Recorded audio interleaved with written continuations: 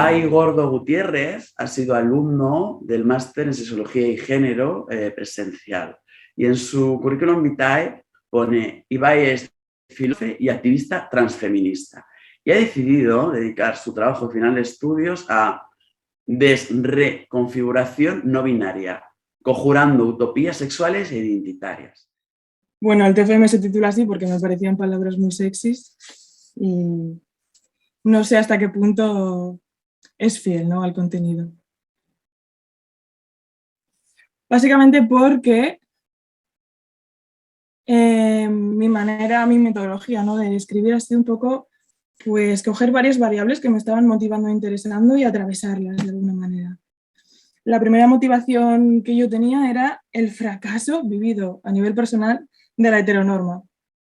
Y si en este cuerpo ha fracasado, mi ilusión era poder generar otras maneras y otros métodos de que otros cuerpos fracasaran también, ¿no? Al menos visibilizar que ese fracaso se está dando.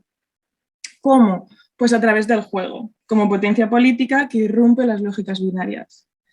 El juego en este trabajo a mí me parece que es el objetivo principal, la defensa del juego como un generador de diversidad, curiosidad y respeto. ¿Por qué? Porque tiene la capacidad de desarticular la heteronormativización de los cuerpos y promover la multiplicidad y la diversidad. Esto, en mi modo de ver, es un suelo fértil para que surjan otras identidades no binarias, otras utopías sexuales. Por otro lado, me surgía, así a nivel visceral y personal, mucha preocupación por las infancias, dado que las identidades no binarias no son contempladas en las épocas tempranas, ¿no? Cuando nos hablan de la transexualidad o de lo trans, normalmente las infancias no, es como, bueno, no hay, o hay muy pocos casos, ¿no? Porque no hay referentes, porque esto no se comprende. Y bueno, nosotros que hemos sido niñas, pues no hemos tenido esta opción. Entonces yo parto de que todas las infancias son aliadas queer, son disidentes sexuales, por el simple hecho de vivir en los mundos del juego. Y me parecía especialmente importante entender esto y tejer una alianza con las infancias. Bueno, mi texto, voy a rescatarlo, ¿no? Empieza un poco haciendo ese abrazo a las infancias que fuimos, las que seremos y las que vendrán. Y digo así: nosotros, que fuimos educados bajo el ojo binario, somos el efecto de un sistema fallido. Cultivamos el transfeminismo intuitivo. Nos fuimos desprendiendo del cuerpo de la norma y del deber ser. Retorcemos la mirada del pasado como forma de autorreconocimiento, amor radical. Venimos de vernosla jugado, de asumir el riesgo del abandono y el rechazo, siempre a favor del deseo y del placer. Jugar como forma de resistencia, como forma de vida. Jugando y rejugando lo masculino y lo femenino, agitando el disturbio potencial que el deseo siempre despierta. Jugando, porque nuestra manera de vivir el género ni es natural ni es necesaria, es un juego. Nuestros niños lo tuvieron claro, nosotros hoy también. Luego, evidentemente, me preocupan las identidades trans no binarias porque es algo que me atraviesa a nivel personal, ya que me ubico ahí. Me preocupa también porque son identidades que son poco comprendidas y están excluidas del imaginario colectivo. Son impensables por quebrar el modelo sexo-género binario. Es decir, traen consigo la pregunta, el cuestionamiento, ese desajuste inadaptado de las lógicas heterocentradas. Entonces, yo en mi TFM no he pretendido explicar qué es una identidad no binaria y ni siquiera he intentado generar un modelo sexual más inclusivo, sino que el objetivo ha sido desconfigurar la cisnorma a través de la instalación del juego de la duda, ¿no? Como estoy diciendo. Vamos allá. ¿Por qué, no? ¿Qué es el juego un poco? Bueno, espera, antes de todo eso, he hecho dos bloques. Uno es: todos tenemos derecho a una infancia no binaria y todos tenemos derecho a una sexualidad no binaria. Y la línea que va a atravesar todo esto es proteger y potenciar el juego. ¿Por qué? El juego, según las excepciones así que he encontrado a primera vista, se consideraba como una especie de integración, una metodología, un medio para integrarnos en la sociedad. Una manera de aprender las reglas sociales, ¿no? El niño juega pues, para aprender y adaptarse al mundo, una asimilación normativa. Encontré otra acepción de Piaget que decía que jugar es asimilar los elementos de la realidad, pero sin aceptar las limitaciones de su adaptación. Es decir, que en ese juego, ¿no? De jugar con objetos, de jugar con roles, siempre vamos más allá. Siempre hay una variación, una multiplicidad, nuevos imaginarios que se gestan. Si nosotros jugamos con un palo, ese palo va a ser algo más de lo que en la realidad se muestra. Puede tener múltiples significantes. Con los roles igual, puedes estar jugando a ser mamá y ese niño o ese adulto pues va a ir más allá, ¿no? de la imitación. Es decir, se rompe ese paradigma de la reproducción. El juego tiene esta potencia creativa. Por otro lado, debido a esto, ¿no? Mi pregunta era, ¿es el juego una estrategia útil para el movimiento LGTB/queer? ¿Favorece la multiplicidad de las identidades? ¿Puede disminuir el odio a lo distinto? ¿Es una estrategia para desbancar la norma? ¿Favorece el quiebre del sistema sexo-género binario? Sí. Desde mi perspectiva, jugar también nos abre una especie de espacio entre lo que sería el yo y la personalidad y el mundo social, no ese deber ser. Nos abre a la experimentación y la exploración. Mira, aquí está. Jugar es una disposición que irrumpe los códigos conocidos, los patrones normativos, ya que los códigos que introduce el mundo del juego pues los preestableces, ¿no? Son consignas que son guías variables que nos ayudan a descubrir modos de ser, sentir y estar diferentes a los que serían propios del mundo cotidiano. Es un espacio, el mundo del juego, donde no hay una verdad última ni un fundamento absoluto, no existe un sexo verdadero, por eso hablo de un mundo travesti, porque no hay locura, no hay censura, todo es posible aquí. La coherencia y la estabilidad que son propias del mundo más cotidiano cede ante el mundo del juego y aparece la incertidumbre, la inestabilidad. Todo puede ser verdad y mentira al mismo tiempo, ya que hay un espacio para la ficción y la fantasía, ¿no? Nuestras narrativas pueden estar impregnadas de imaginación y no solo de razón. Yo puedo decir que soy esto y esto otro y también aquello de allá y voy y vengo y transito y es perfectamente viable. Se trata de irrumpir la cotidianidad y ahí es donde es pensable ser chico, chica, chique, todo a la vez o nada.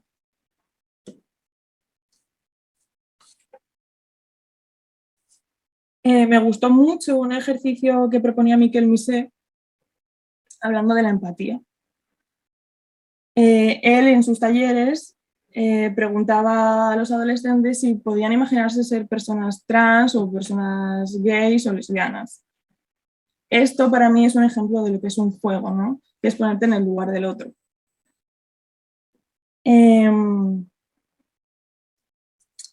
También se me ocurre como lo drag, también es un poquito performar lo distinto, performar lo otro, encarnar aquello que no nos han dejado ser, ¿no? Que no nos ha sido permitido. Ese ejercicio que empieza en la intimidad de un espejo se puede trasladar al espacio público y aquí el juego irrumpe esas lógicas binarias, cotidianas y heterocentradas. Es impedir que se implante el cotidiano y lo normalizado, ¿no? Ese patrón, ese hábito y ese rol fijo que van a hacer como un centro universal. El juego lo irrumpe. Entonces, bueno, ¿qué estrategias, además de estas, se pueden hacer para impedir o luchar para que no sea efectiva la implantación de la heteronorma? Pues una de las propuestas que hace Valflores es la poética del daño. Y bueno, luego he considerado otra, que es la creación de nuevos lenguajes inmundos, pues a través de un informe, ¿no?, de salud trans que hacen en Bogotá. Luego os cuento un poquito. En cuanto a las políticas del daño de Valflores, ella propone que nombrar y visibilizar las violencias del cotidiano es necesario, ¿no? Aquellas que a fuerzas de repetición y costumbres se ocultan bajo el resguardo de lo natural y lo normal. Es decir, que la heteronorma nos ha hecho daño. Y hay que visibilizar esto. Esta es una estrategia para que no se siga reproduciendo e implantando en las infancias. Por otro lado, me parece necesario pronunciar el derecho a la no sexación, ya que bueno, respecto a la heteronorma. Cada vez que un niño es asignado a un sexo al nacer, la heteronorma está operando. Cada vez que hacemos corresponder su sexo con una identidad predestinada, la heteronorma está operando. Cada vez que hacemos encajar su cuerpo con el sistema binario, la heteronorma está operando. Podemos deshacer este mundo sexista y del mundo de azul y rosa, pero hay algo debajo que es esta sexación, ¿no? Y esta diferencia binaria de los cuerpos. Debemos, y creo que es una estrategia política muy interesante, pronunciar ese derecho a la no sexación y a la multiplicidad existente de cada vida y cuerpo. El derecho a una vida no ajustable a los parámetros heterosexuales, ¿no? Una vida sin armarios que quebrar. Esto nos cuesta pensarlo y es un efecto de lo que Val Flores también llama la heterosexualización del saber. Ella dice que cuando aprendemos una norma, estamos desaprendiendo otros modos posibles de ser y estar en el mundo. Es decir, el conocimiento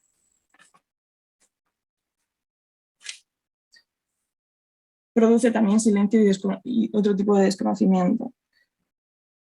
Ya dice, la heteronorma es la producción del silencio y el ocultamiento de todas las identidades y sexualidades diferentes a lo conocido.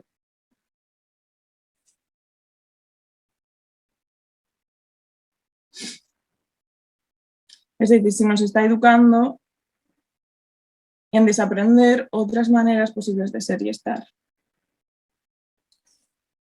Luego, ante la pregunta de cómo hacer que una infancia no binaria sea una opción,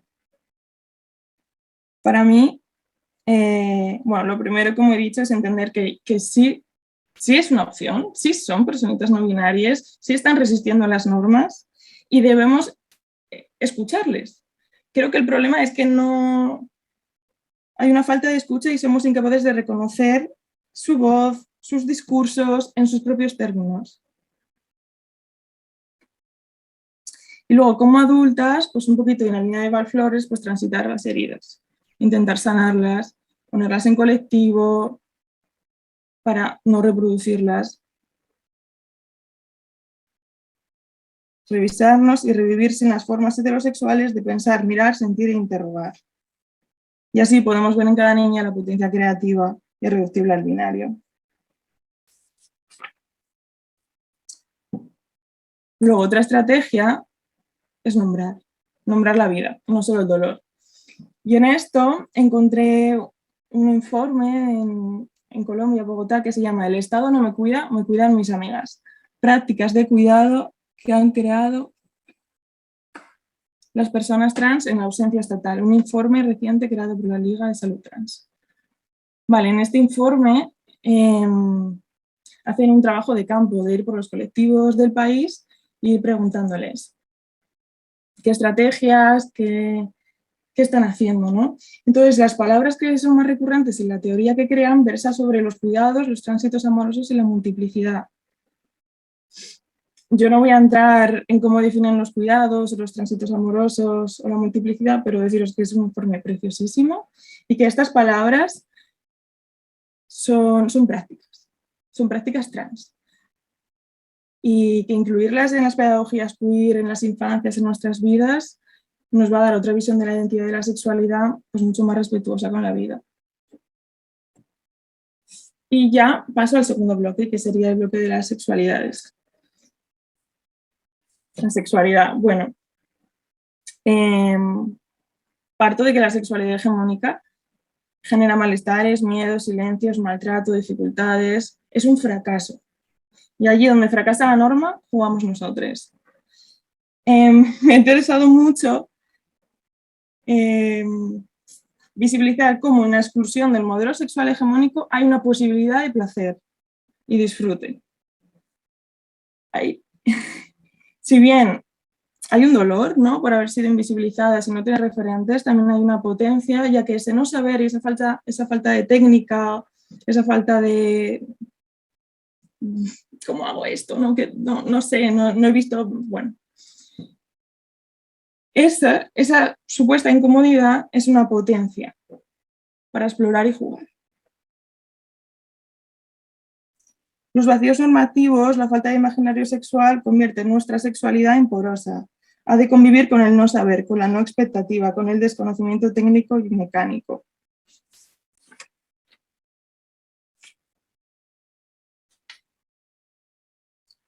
Pues esta potencia creativa ha sido impuesta a fuerza de silenciamiento. Es una violencia epistémica que tiene la capacidad de crear nuevos imaginarios sexuales. Es un motor creador de utopías sexuales. Llevado esto al extremo, porque tengo estas tendencias, he propuesto una especie de metodología, un juego que sería jugar a imposibles sexuales. A través de la danza, de ir a lugares que no están en nuestro imaginario erótico, que no tienen nada que ver con la sexualidad, yendo allí podemos entrar y descubrir otras formas de vincularnos, otras formas de movernos, otras formas de ser cuerpo, que puede ser erótico, ¿por qué no? Es un poquito deshacer este binario de lo sexual y lo no sexual. Entonces, un poquito como concepto bisagra, he hablado de las coreografías sexuales o afectivas. Si bien podría ser un sinónimo de encuentro sexual, lo que me refiero con coreografía afectiva va más enfocado a los movimientos, al gesto cotidiano. Es todo aquello que nos vincula y atraviesa afectivamente a través del gesto cotidiano. Es decir, pongo un ejemplo. Pues puede ser un abrazo, puede ser el saludo a la vecina, las caricias a tu perra, la sonrisa al ver a tu amiga, un empujón, un llanto, un gesto facial de un orgasmo, el sexo oral, un grito de enfado, todo ello son coreografías afectivas o sexuales. Y esto lo que nos permite es ver que podemos englobar todas las afectividades en un mismo bloque. Y así desjerarquizamos los encuentros sexuales como la cumbre de los intercambios afectivos. Esto me permite un poco decir que a través de la danza, de la performance, de trabajar el cuerpo concepto, de trabajar con otros imaginarios, como es el cuerpo poroso, pues se pueden generar coreografías que nos permitan vivir la sexualidad de otras maneras, no hegemónicas, y descubrirnos y explorar en el juego. Bueno, a mí me ha gustado una performance que vi que se llama Ascensos y Pendulaciones, que proponen el cuerpo poroso como la consigna. Esto quiere decir que están bailando, siendo un cuerpo abierto, fisurado, ahuecado, en convivencia con el vacío, el intercambio. Es una exploración sensorial y corporal, ¿no? Que genera patrones de movimiento de imágenes. En esta performance nace un movimiento que es un poquito más reptil, en contacto con el suelo, es un movimiento contráctil que no pretende llegar a ningún lugar, no hay metas, es lento, está en total conexión con el tacto y entregado también al vacío. También nace aquí un cuerpo que es político, porque deshace la solidez y la impermeabilidad que construye el cuerpo occidental. Entonces, con todo esto, de cara a la sexología, me parece un poco complicado a veces, ¿no? de explicar, porque al final son ejercicios que uno iba descubriendo, pero os lo he querido compartir. Bueno, la metodología de cara a la sexología sería partir de lo no erotizado, de aquello que está excluido y no visto bajo el prisma de lo erótico, porque así podemos trabajar la sexualidad desde una periferia no sexual que esquiva la censura y permite al cuerpo ser más allá de las limitaciones socioculturales. Permite el placer sin la moral ni la prohibición, ya que hemos aprendido a diferenciar el placer sexual del no sexual gracias a la censura y el castigo. Así que esta estrategia pretende ser global por buscar el placer integrando lo sexual y lo no sexual, rompiendo este binario aprendido y jerarquizando así los placeres. Para terminar, para mí la conclusión de este trabajo es que viva el juego y que tenemos que jugar más. Y que si rompimos el cotidiano con juegos, mostramos el artificio de lo que creemos que es normal, ¿no? Y así otras consignas sexuales e identidades serán posibles.